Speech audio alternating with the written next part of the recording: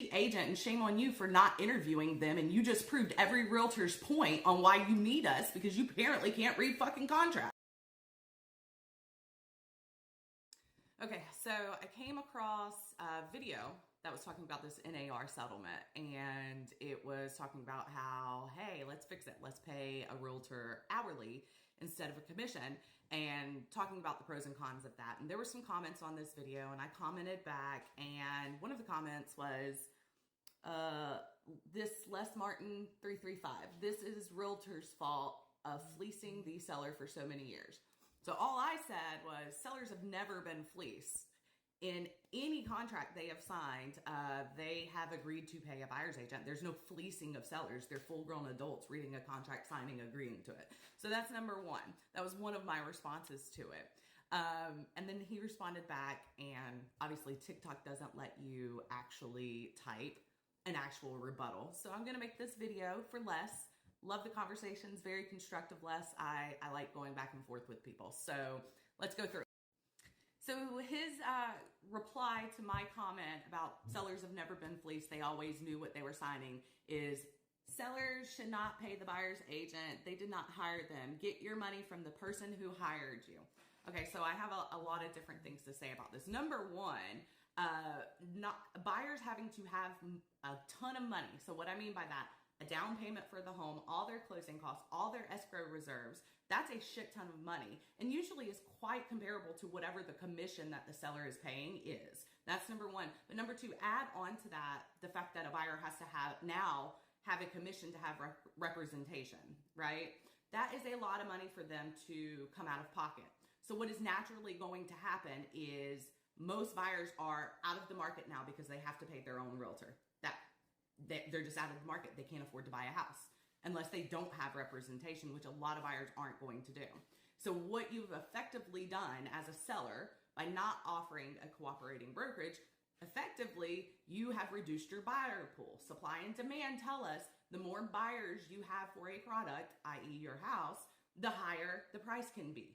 You can command a higher price for it.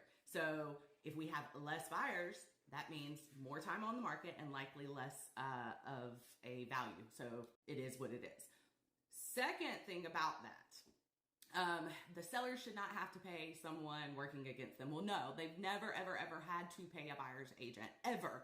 So when you hear Joe Biden and all these news outlets sensationalizing this NAR settlement, sellers no longer have to pay a 6% commission. Sellers don't have to pay commissions. Okay, number one, sellers never had to pay 6% commission. It's always been negotiable. And if you guys were hiring agents that told you you have to do that, one of two things, or both possibly, occurred.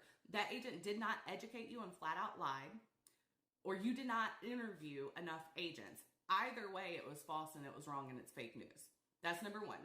Number two, commissions are not going away. Commissions are not going away. There's a different way that the NAR and Department of Justice has settled on how they will be communicated in an open market. So those are two things right there.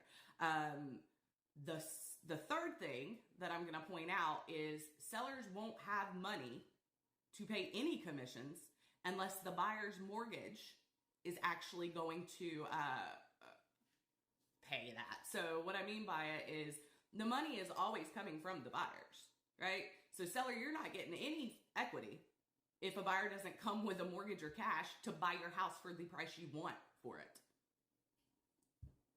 So who's paying the commission really? It might show on the seller side, but ultimately it's coming from the buyer. Unless a buyer is coming to your house and just straight buying you out of your mortgage, it's coming from the buyer.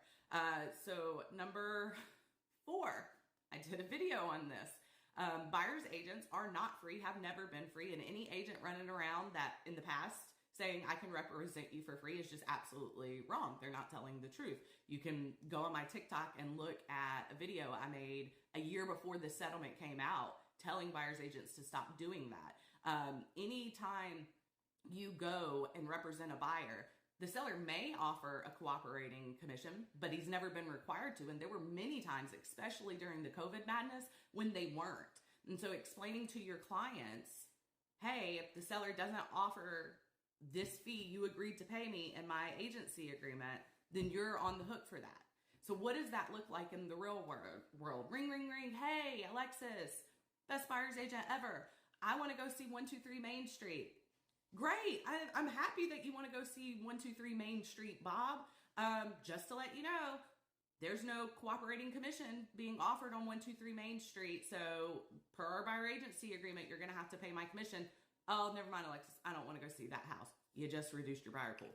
So the buyer agent commission has always been a marketing tool to make your home more desirable to others. Why do you think when it's a buyer's market, all of a sudden you don't see 2.5%, 3% for a buyer's agent? Suddenly you're seeing 5 and 6% for a buyer's agent, or $10,000 bonuses for a buyer's agent.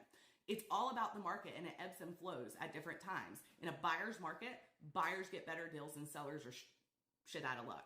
In a seller's market, sellers pretty much have control of the game and can do what they want, and the buyers are shit out of luck.